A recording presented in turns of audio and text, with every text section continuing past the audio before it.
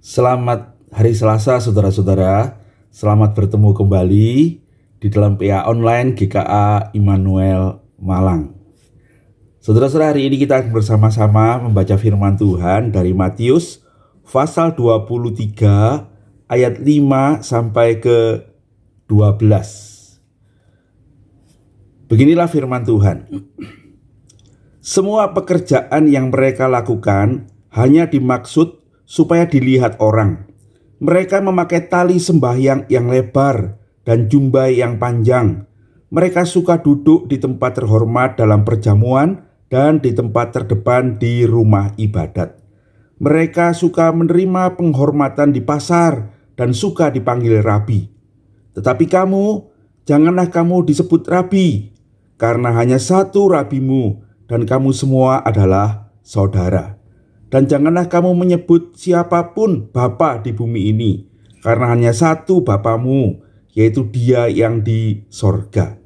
Janganlah pula kamu disebut pemimpin, karena hanya satu pemimpinmu, yaitu Mesias. Barang siapa terbesar di antara kamu, hendaklah ia menjadi pelayanmu. Dan barang siapa meninggikan diri, ia akan direndahkan. Dan barang siapa merendahkan diri, ia akan ditinggikan. Berbahagialah kita sekalian yang membaca firman Tuhan, menyimpan dalam hati kita, dan melakukannya di dalam hidup kita. Mari kita berdoa sebelum kita bersama-sama membahas bagian ini. Bapa yang di surga, terima kasih kami boleh bersama-sama meneruskan belajar firman-Mu. Hari ini kami mau belajar bagaimana Tuhan peringatkan para pemimpin pada masa itu. Dan kiranya itu menjadi peringatan juga bagi kami umat-Mu hari ini, supaya kami berhati-hati ketika kami menjadi umat-Mu, menjadi murid-Mu, ketika kami menjadi orang-orang yang mengajar. Tuntunlah kami dalam kebenaran-Mu, dan tolonglah kami untuk memperoleh pimpinan-Mu untuk hidup sesuai dengan kehendak-Mu. Terima kasih Tuhan, dalam nama Yesus Juru Selamat kami yang hidup, kami berdoa dan mengucap syukur. Amin.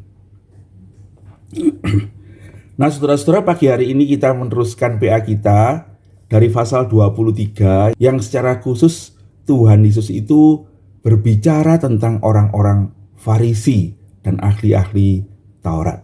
Dan Tuhan menegur beberapa praktek orang-orang Farisi ini yang tidak benar, ya. Jadi banyak orang Farisi yang benar juga, ya saudara-saudara, yang mempunyai dedikasi yang sungguh-sungguh. Tetapi di tengah-tengah dedikasi itu bisa muncul kesombongan, bisa muncul ingin dihargai. Dan itu diingatkan oleh Tuhan Yesus pada waktu dia berbicara pada orang banyak di depan bait Allah sebelum dia disalibkan. Nah saudara-saudara, pada bagian ini Tuhan Yesus menegur mereka karena mereka suka memamerkan agamanya. Jadi suka memamerkan religiositasnya, ya.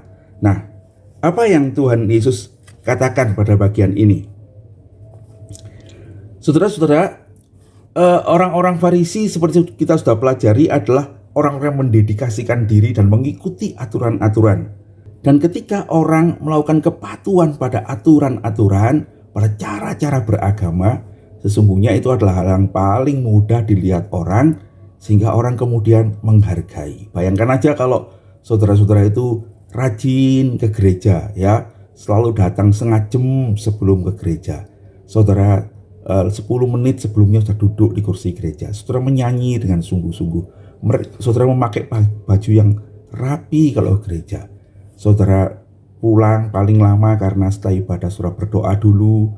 Ketika menyambut, saudara melakukannya dengan benar. Saudara menyiapkan diri dengan baik. Nah tentu orang akan dihargai, bukan? Nah itu tidak salah saudara-saudara, ya.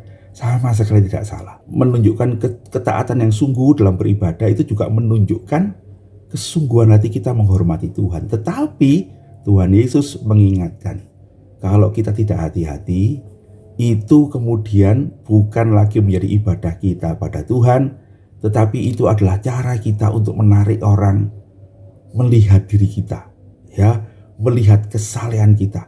Kita menjadikan agama itu menjadi alat untuk memamerkan kebaikan saya, bukan untuk memuliakan nama Tuhan. Itu kan dikritik oleh Tuhan Yesus. Pada bagian yang kita baca ini, Tuhan Yesus memberikan beberapa hal, ya.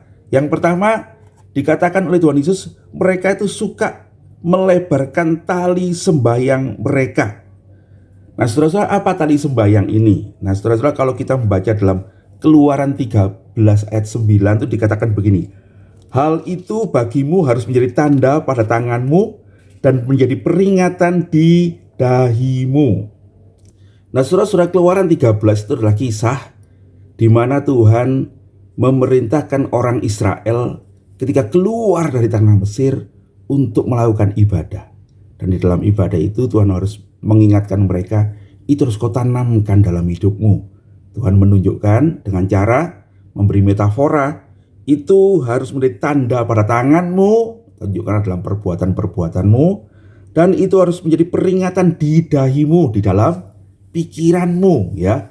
Di dalam perbuatanmu, dalam pikiranmu, ingatlah tentang Tuhan yang menyelamatkan kamu keluar dari tanah Mesir. Nah, saudara-saudara, ucapan menjadi tanda di dahi dan menjadi tanda di tangan itu kemudian terulang, ya, diulang di dalam Ulangan 6 ayat 8. Apa yang Ulangan 6 ayat 8 itu adalah tentang Shema, yaitu dengarlah ya orang Israel, Tuhan itu esa, Tuhan itu Allah kita, lalu kasihlah Tuhan Allahmu, lalu kemudian ajarkanlah itu pada anak-anakmu, gitu kan ya. Lalu di ayat 8 itu dikatakan, ikatkanlah itu pada tanganmu, ikatkanlah itu pada dahimu, ya, menjadi lambang di tanganmu, menjadi lambang di dahimu. Nah, untuk melakukan perintah ini, orang-orang Israel, orang-orang Yahudi kemudian membuat suatu tanda, yaitu sebuah tali yang disebut tefilin, ya, tali sembayang. Tali sembayang ini dikenakan setiap hari kecuali hari Sabat dan hari raya lainnya. Nah, pada tali ini ada sebuah kotak kulit kecil yang kalau diikatkan itu akan pas di tangan itu, di telapak tangan, dan diikatkan lagi pas di dahi. Yang di pergelangan tangan ada kotak kulit kecil yang berbilik tunggal, ya. Ada satu kotak aja, ada bilik tunggalnya. Di dalamnya ada gulungan terbuat dari kulit dan ada 4 perikop kitab suci yang biasanya dituliskan di dalamnya, ya. Salah satu biasanya karena itu kecil, itu isinya adalah Keluaran pasal 13, yaitu perintah untuk merayakan Paskah itu, atau Ulangan pasal 6 yang berbicara tentang mereka harus mengajarkan firman Tuhan itu, takut kepada Tuhan itu kepada anak-anak itu. Yang dikenakan pada dahi itu sama, ya, kecuali di dahi itu ada 4 bilik kecil dan setiap bilik itu berisi salah satu dari 4 perikop itu. Jadi 4-4-nya itu kalau orang yang salah itu 4-4-nya dituliskan di dalam kertas kecil gulungan begitu, lalu dimasukkan dalam kotak itu, ya. Nah, ceritanya untuk menarik perhatian orang lain terhadap dirinya, mereka bukan hanya mengenakan tali sembahyang yang pada umumnya, tetapi mereka membuatnya secara khusus, ya, membuat tali sembahyang yang lebih besar, lebih lebar, sehingga itu menunjukkan mereka lebih saleh, gitu ya, kata Tuhan Yesus, ya. Nah, saudara-saudara, kita mesti hati-hati. Kadang-kadang kita membuat sesuatu lebih bagus, kita membuat lebih baik daripada orang lain. Kadang-kadang kita ini maksudnya untuk membuat orang tuh melihat kesalehan kita, orang melihat apa yang kita pakai itu, ya, melebihi orang lain. Maksudnya apa? Ya, nah, setelah itu menjadi peringatan untuk kita. Tentu saya percaya Tuhan Yesus bukan hanya menegur orang Farisi pada waktu itu, tetapi pada saat sebelum dia disalibkan, Tuhan membicarakan banyak hal tentang orang Farisi ini, sesungguhnya untuk mengikatkan kita hari ini. Saya percaya begitu, supaya kita tidak melakukan apa yang salah juga dalam ibadah kita. Sebab pada hari itu ada orang yang sungguh-sungguh menganggap dirinya berdedikasi pada Tuhan, tetapi Tuhan mengkritik mereka Sebab sesungguhnya mereka secara tidak sadar, saudara-saudara, sudah menjadikan agama itu untuk menunjukkan kesalehan mereka, menjadi pameran bagi kehidupan mereka supaya mereka dihargai. Ya. Lalu yang kedua, Tuhan mengatakan mereka mengenakan jubah yang panjang sekali. Nah, jubah dalam bahasa Yunani-nya itu namanya kraspeda, dan dalam bahasa Ibrani namanya sisit. Nah, saudara-saudara, jubah ini juga ada di dalam Alkitab, yaitu di dalam Bilangan pasal 15 ayat 37 sampai 41 dan Ulangan 22 ayat 12. Saya akan bacakan untuk saudara-saudara. Haruslah engkau membuat tali yang terpilin pada keempat punca kain penutup tubuhmu. Itu jubah ya. Kain penutup itu jubah. Jadi orang Yahudi pada ujung jubahnya itu membuat jumbai ya, atau tali yang dipilin ya, tali terpilin ya. Maksudnya adalah supaya kalau kamu melihat kain yang terpilin itu, kain terpilin itu, mereka ingat akan perintah-perintah Tuhan ya. Tali terpilin ini seperti jubah-jubah itu dipasang pada 4 ujung jubah luar itu ya, 4 ujung. Dan sekarang ini jubah itu dipasang pada selendang kalau mereka berdoa. Saudara kalau lihat saya mimpin perjamuan kudus, baju pendeta itu kita pakai stola itu kan ya. Nah, di stola itu di ujungnya itu ada jumbai-jumbai. Nah, itu dia maksudnya jumbai-jumbai itu ya. Nah, orang-orang saleh itu, katanya orang-orang Farisi itu membuat jumbai-jumbainya itu dalam ukuran yang besar, begitu ya. Yang besar dan panjang ya. Yang sekali lagi menarik perhatian orang untuk melihat pakaian mereka itu ya. Dan ketika melihat pakaian mereka, melihat kebagusannya, mereka juga melihat kesalehannya gitu ya. Jadi Tuhan Yesus mengingatkan ya, bisa jadi semua itu hal-hal yang baik yang diperintahkan firman Tuhan untuk kita lakukan itu, tanda-tanda simbol-simbol itu dikenakan bukan untuk mengingat perintah Tuhan, tetapi untuk menarik perhatian orang kepada kesalehan pribadi. Nah, saudara-saudara sekalian, itu kiranya juga menjadi peringatan buat kita ya, supaya kita ini di dalam ibadah-ibadah kita tetap melakukan sesuatu tuh dalam kewajaran. Itu akan menolong kita untuk tidak membuat kita ini memuji diri, orang tidak memuji kita, tetapi orang itu boleh memuliakan Tuhan ya. Selanjutnya di dalam ayat yang ke-6, Tuhan Yesus juga menyoroti tentang mereka suka duduk di tempat terhormat dalam perjamuan, di tempat terdepan di rumah ibadat. Mereka suka mendapat penghormatan di pasar dan suka dipanggil rabi. Nah, saudara-saudara, orang-orang Farisi ini, kata Tuhan Yesus, harus hati-hati ya, karena mereka adalah orang-orang yang jumlahnya tidak banyak dan mereka sangat dihormati. Mereka suka diundang untuk makan bersama-sama dengan para pemuka-pemuka agama. Dan ada orang-orang yang senang sekali mendapat tempat utama ketika mereka diundang makan, entah di sebelah kiri atau sebelah kanan tuan rumah. Nah, ini tempat duduk yang paling utama kalau kita makan bersama-sama diundang, itu adalah duduk di sebelahnya tuan rumah ya. Nah, mereka juga suka duduk tempat terutama di dalam rumah ibadat ya. Jadi kalau kita melihat tempat ibadah orang Yahudi, maka tempat terhormat itu ada di paling depan, saudara-saudara. Yang paling depan itu adalah orang-orang yang terhormat. Makin ke belakang, makin orang jadi orang biasa dan anak-anak. Perempuan ada di sebelah sisi agak belakang atau samping ya. Tapi tempat yang paling depan itu tuh adalah untuk para pemimpin-pemimpin. Nah, itu mungkin masih kita lihat budaya ini di tempat-tempat ibadah tertentu ya.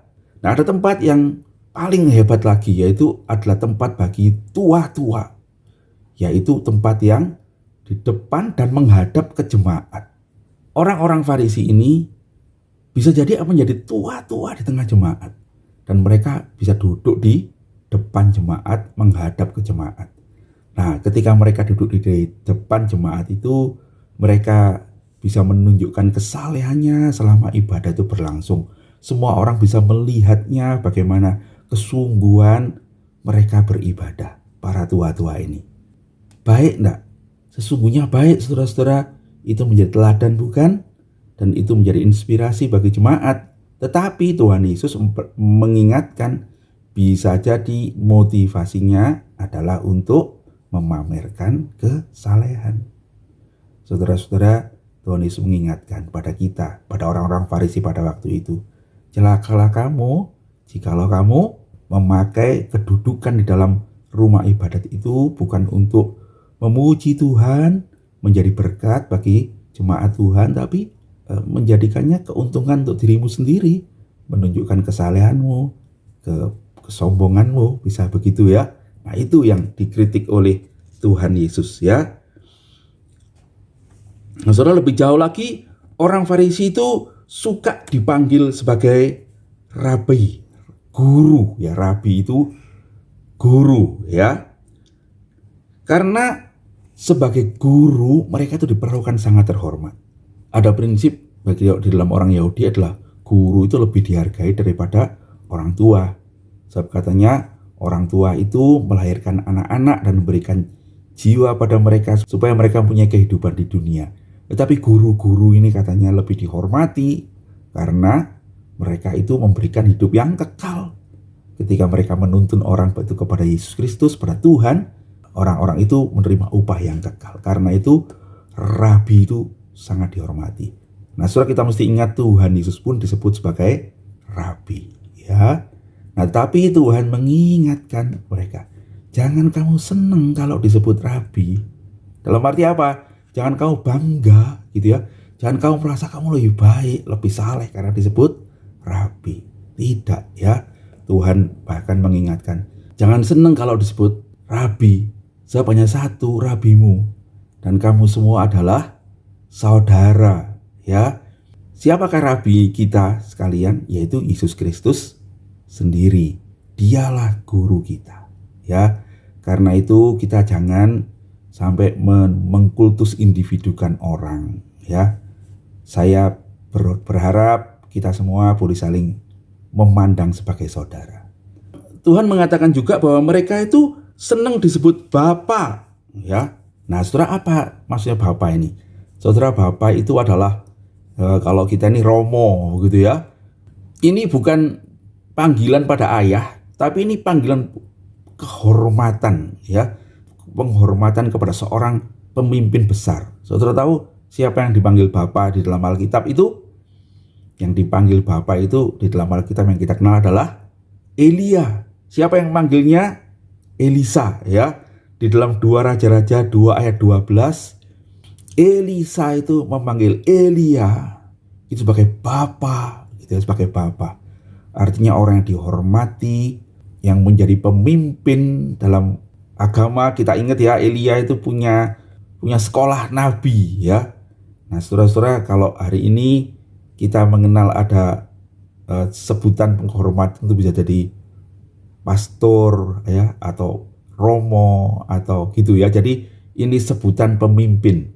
Nah, nampaknya orang-orang Farisi ini karena kesungguhan mereka mengikuti ajaran-ajaran, dan mereka adalah orang-orang yang barangkali juga ahli Taurat, maka ada orang-orang yang dipanggil sebagai Bapa itu ya. Ini panggilan untuk seorang yang memimpin umat. Dan sampai sekarang itu di gereja-gereja tertentu, uskup gereja-gereja tertentu, gereja ortodoks, uskupnya dipanggil Bapa itu ya, Bapa itu ya. Ini panggilan kehormatan. Ini juga mengingatkan kepada bapak-bapak orang beriman kayak Bapak Abraham gitu. Jadi ini juga menunjukkan kehormatan spiritual gitu ya, sebagai seorang yang menjadi teladan. Saudara-saudara, tidak ada yang salah dengan panggilan itu sebetulnya ya. Tetapi Tuhan Yesus mengingatkan kalau itu kemudian menjadi sesuatu yang kau ingini gitu ya, sesuatu yang membuat engkau tuh senang gitu ya, kau banggakan, saudara, itu yang menjadi salah ya. Karena kita menyadari, saudara-saudara, jikalau kemudian penyembahan kepada Allah itu bergeser menjadi kebanggaan diri sendiri, maka itulah sesungguhnya kesesatan. Itulah sesungguhnya kesalahan. Nah, sulitnya saudara-saudara, itu tipis sekali ya, tipis sekali. Apakah saya tidak pernah merasa bangga dengan hal-hal yang saya lakukan? Ada saudara-saudara. Karena itu betapa mengingat perkataan Tuhan itu, kita harus kembali menyadari diri sendiri betapa lemahnya saya. Dan kita harus selalu minta, Tuhan tolonglah saya, jagalah hati saya. Sebab di dalam pelayanan-pelayanan, dalam ibadah-ibadah, dalam semua yang kita lakukan untuk Tuhan itu, hati kita ini tiba-tiba bisa menggesernya dari kepada kemuliaan Tuhan menjadi kebanggaan diri.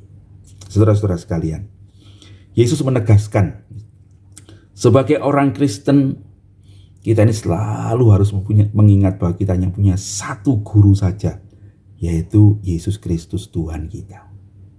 Mari kita belajar semua kepadanya. Jangan ada orang yang membawa orang kepada diri, tapi kita harus semua membawa orang-orang kepada Kristus. Kita memuridkan untuk menjadi murid Kristus, bukan murid saya, bukan murid orang lain, bukan murid seorang tokoh yang baik, bukan. Kita bersama-sama belajar untuk menjadi murid Yesus Kristus. Dialah guru kita.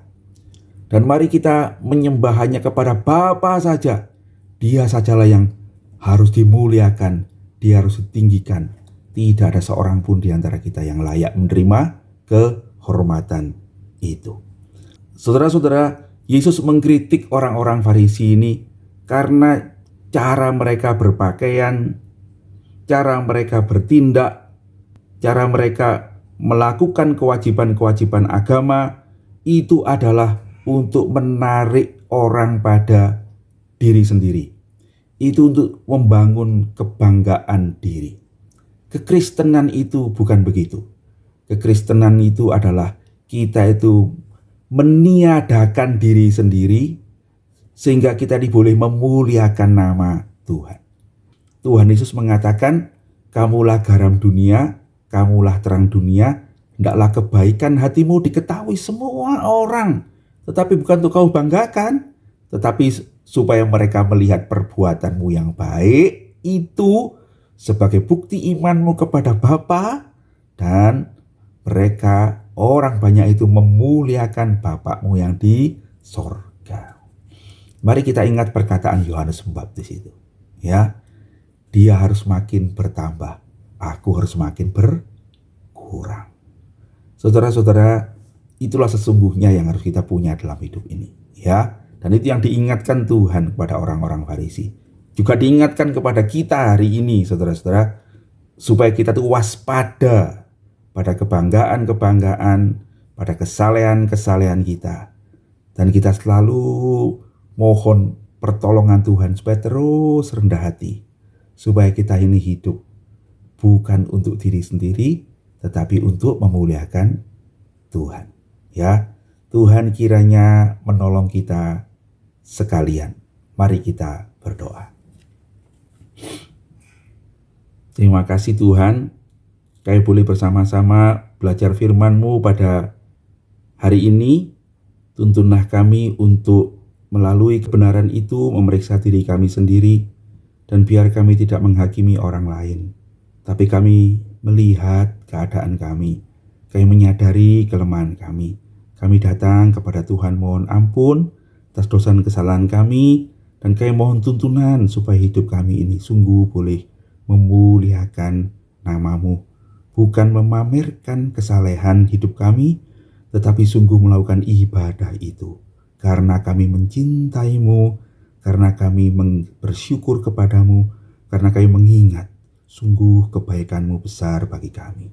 Terpujilah nama-Mu Tuhan, tuntunlah kami semua di jalan yang benar, demi Yesus Juru Selamat kami yang hidup, kami berdoa dan mengucap syukur. Amin. Demikian PA kita hari ini saudara-saudara, sampai ketemu nanti sore, kita boleh mendiskusikannya bersama-sama. Tuhan Yesus memberkati.